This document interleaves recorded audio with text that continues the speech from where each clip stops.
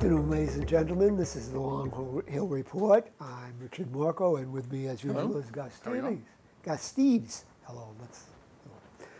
And we, as happens every month, we meet and we discuss the events of the day. Some are important, some more than others, and some less than others. Since we've met, the world has changed quite a bit. We saw an attempted assassination of a man running for president. Now there's a lot of speculation going on, but it's kind of gone a little dead. We're not here. A little dead, I shouldn't. But it's kind of gone on the back burner. I think about this, probably because I'm a history nerd more than anything.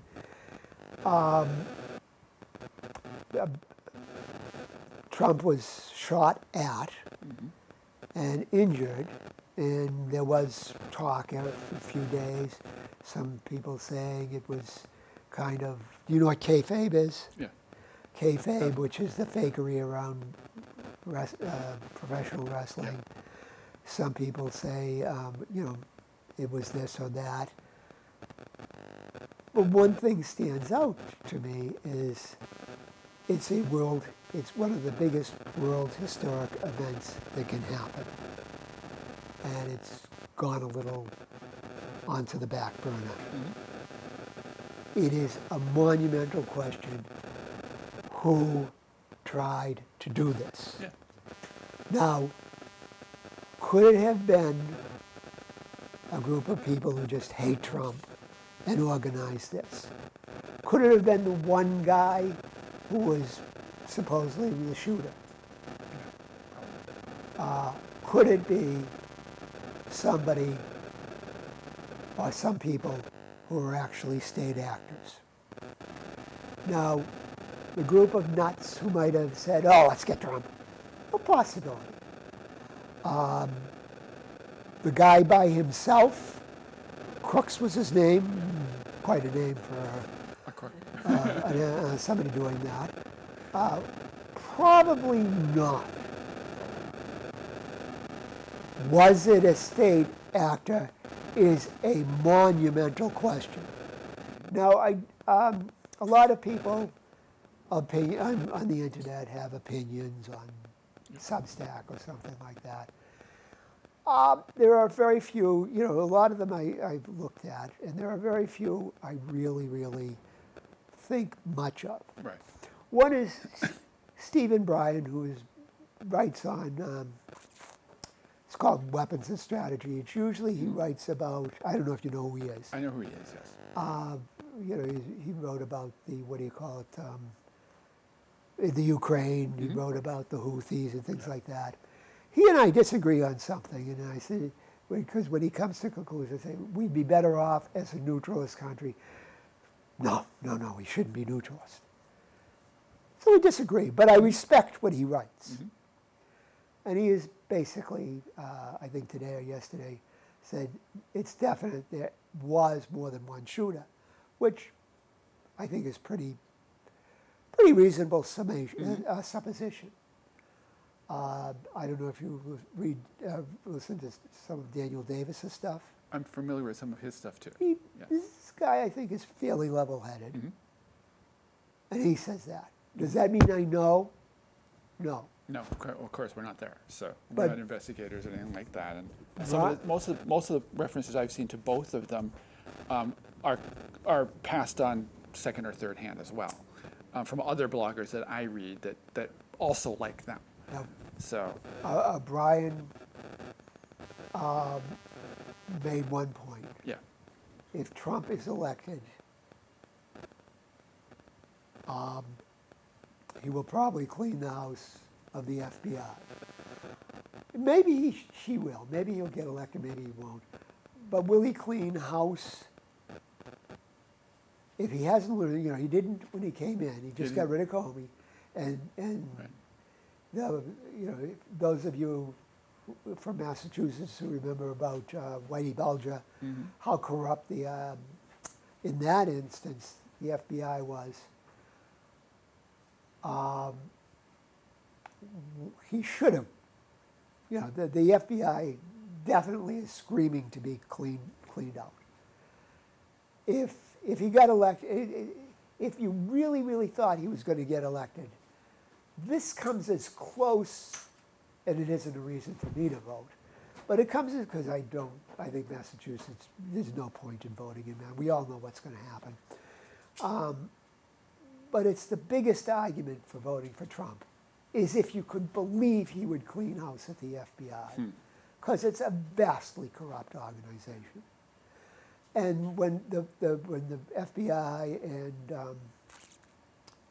and the Secret Service were speaking before Congress in light of all this, they did not cover themselves with glory. No, they did not. So here you have the most significant world historic event in this year, in maybe this decade, maybe since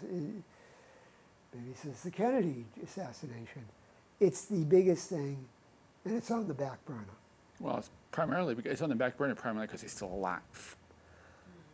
But if the bullet had been about 2 inches farther to the if he had got killed to the other side, there would be killed, a huge uproar. We would not. It would be for a few days. We'll get to the bottom of this for a few days, and it'll be forgotten.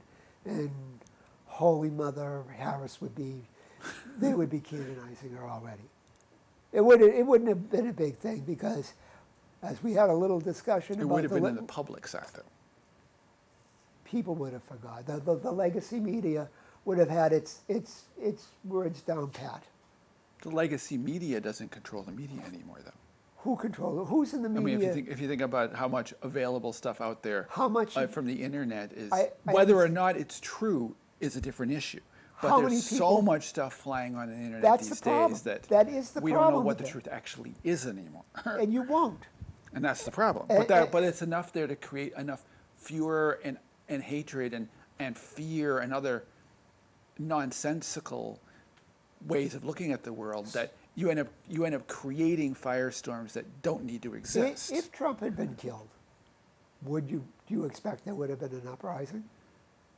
There might have been something. I don't know exactly what. I've seen some people suggest the idea that it would have turned into civil war. I don't know if it would have, because we've had presidents get assassinated before, and it didn't happen. We are in a slow motion civil war. We are, in many respects. I agree.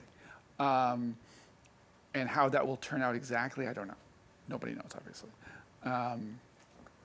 But I think there's so many things going on besides whether or not some sort of a state actors were targeting Trump or not. There's so many things tied together with this mess that is it possible that some state actors targeted? Possibly. I agree with you. I don't think Crooks was playing alone by any means. I don't think he for anything I've read, he didn't have the basic background to even do it himself. If the standard patsy for plot. If it was not a bunch of crazies that planned this, then the only conclusion can be state actor. Possibly. No, it's the only it's the only conclusion. Well, the question, of course, is state actor from internal or external? Well, more likely than not internal. First we have to identify state actor. Most likely somebody inside. Yeah, that's a state actor, or somebody connected to the state. Yeah. So that would be a state actor. Well, my comment is whether it would be a state actor from the U.S. or some other country. Most likely the U.S. Most likely the U.S. Likely. Almost completely. Obviously, maybe Zelensky said some people. I can't believe that. Not likely. Putin probably sees Trump as a reasonable character. I mean, I know the Democrats want to think that He's Satan incarnate. Yeah, well, they want to think that Trump is owned by Putin. But that was sick. That was They claim everybody is owned by Yeah. Putin these days. and I've written Anybody who and you know what contradicts gets the me party upset? line. What really upsets me is I wrote a book that I said certain things about Trump. I mean about Putin that could be called complimentary. I've written articles. I've got some I've gotten paid for. One on antiwar.com that basically said Putin's probably sharper than most anybody in politics, and certainly in this country. Certainly one's leading. And he's not paying me. That's true. That's And true. he's supposedly, I should be being paid. I want to say, Vladimir Putin, if you're watching this, pay up. I said nice things about you. And I am not on your payroll, and I am not happy about it. You know, it's funny. It's actually funny you mentioned that because that's one of the things I was thinking has come up as a big issue in the last few days. As you might be aware, that Scott Ritter is now being raided by the FBI. Oh, yeah. Because he's supposedly on the Russian payroll. Yeah. Which is, I mean, from what I've read, he I guess he at one point admitted that he gets paid partly by RT, but RT is a media organization recognized around the world. By that argument, anybody who gets paid by the BBC should be treated as a foreign agent. By that argument, anybody who gets paid by basically any non-American, non-corporate media organization should be treated as a foreign agent, which is ridiculous. And yet, we do not treat the 400 plus Congress creators that are getting paid by AIPAC as foreign agents. Because they are. They are. Certainly they are. Yeah. It's ridiculous. And we see this, and I've seen references to Tulsi Gabbard being tracked by the security folks.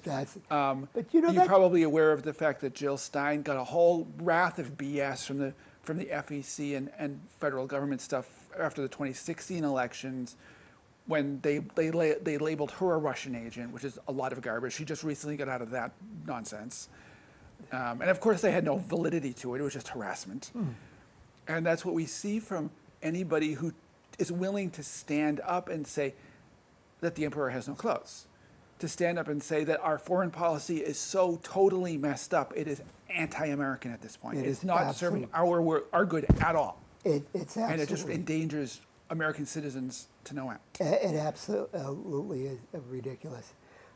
It was so interesting to watch. I found it completely wild. I'm not, you may have noticed, I'm not a Liz Warren fan, but I'm glad she didn't go to the Netanyahu speech. Yeah. But you know, there's enough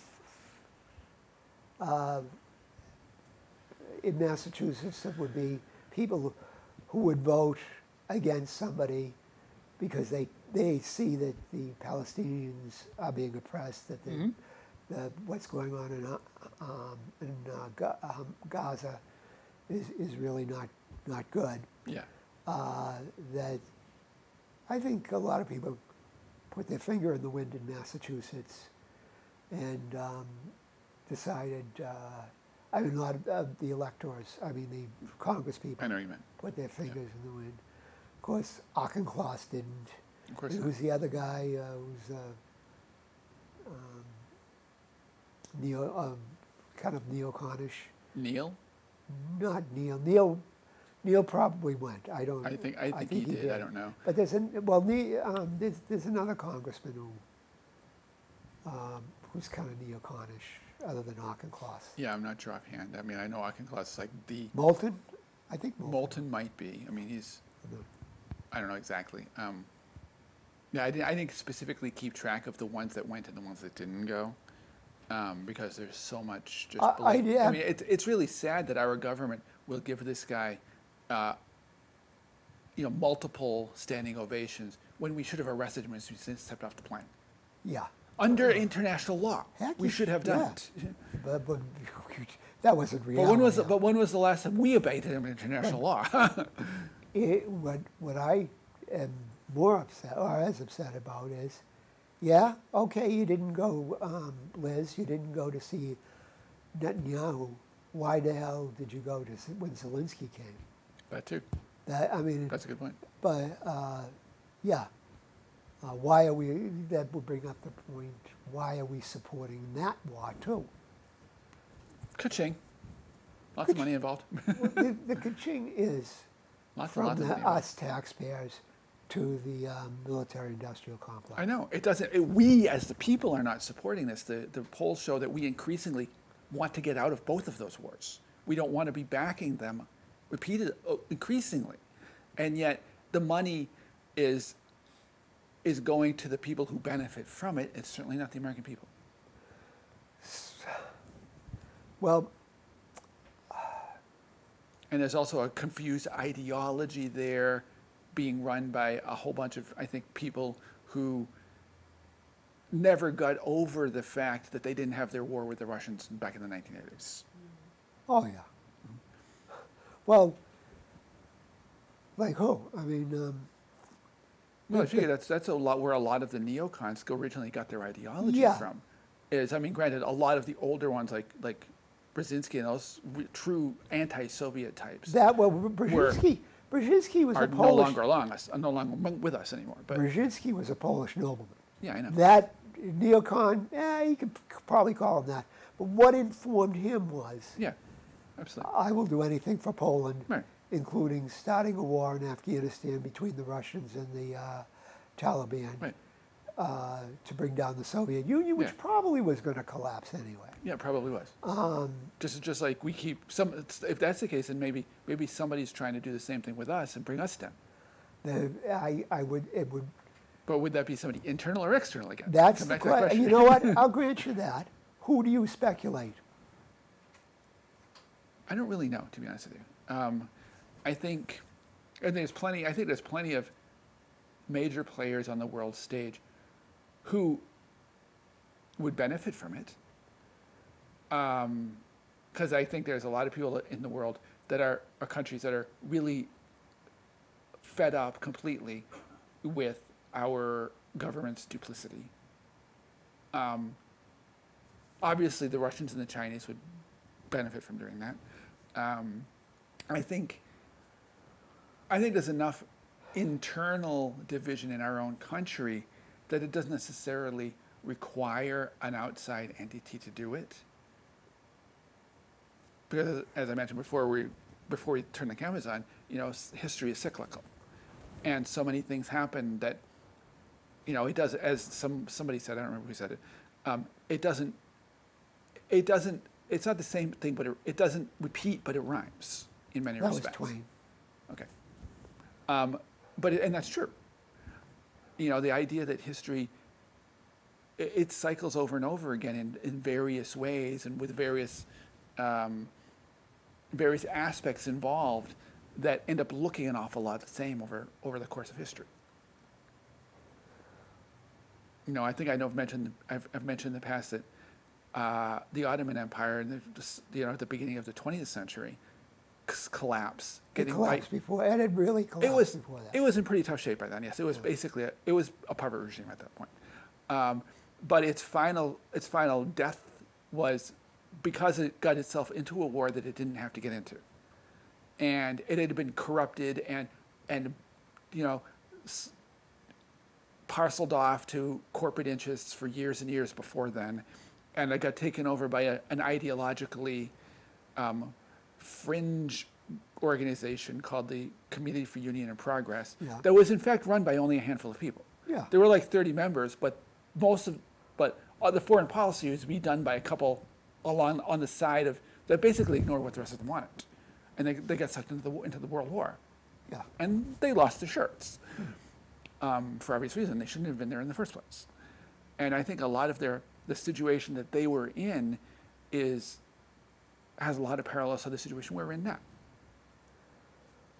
Because that's what imperial states do. You end up having a situation where the people in power think they know what they're doing and they don't. But the imperial state of Ottoman Turkey was over by the 19th century. It was just managing decline at that point. More or It less, wasn't- that's true. It More or wasn't less, that's true. imperialism. It's, In many respects. but It was often being, in many respects, it was being propped up by the British and the French. Yes. Because they didn't want the power vacuum. they didn't want Russia. That too. That Yes, basically that too. it. And Russia basically wanted Constantinople, Yeah. which it was still called Constantinople until Ataturk. Yeah. Then it became Istanbul. Yeah, I know.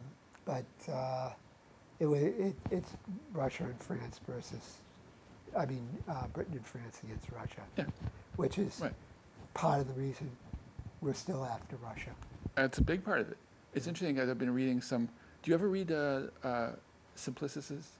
However, he, they. I guess I've read some one guy. It's a group of people. What? It's a Simplicius. Is the blog? Oh, yeah. You read that occasionally? Simplicius. Yeah. He tends to write very long. Yeah. But Too his. TLDR. Huh? TLDR. Yeah.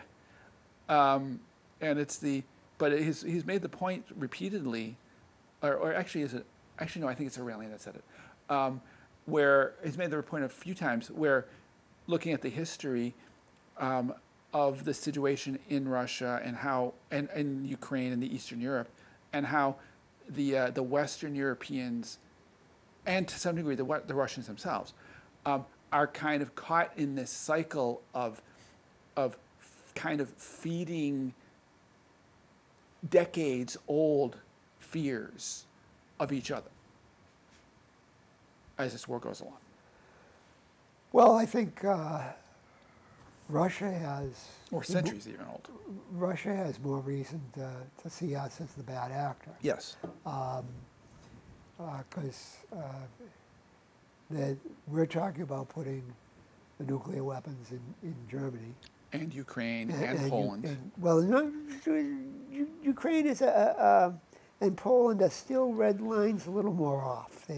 If they put them in what do you call it, Germany, they may eventually get to putting them in Poland. And Yeah. that's another red line, though. Oh yeah, totally. And with a little luck, Ukraine will collapse to the point where they say they have to make a peace. Yeah. That's luck on moving on. It seems to be going in that direction because they don't have much left. They're getting pretty desperate. Today there was a lot of gloating about on some outlets that Ukraine was going on this real successful counter-offensive. It fizzled out. They don't have a chance. Yeah, it's a couple of hundred guys crossed the border in the Kursk area. Yeah. And they're gone. well, the stuff that I've read, they're large. They're basically being chased down by the Russian military in the forests at this point. There's not much of them left. But what, if you had some strategic thought though in Washington, and you knew That's a big if. and you saw the great sweep of history, making peace with Russia and China would cause Russia and China to become enemies to a certain degree because they have a border.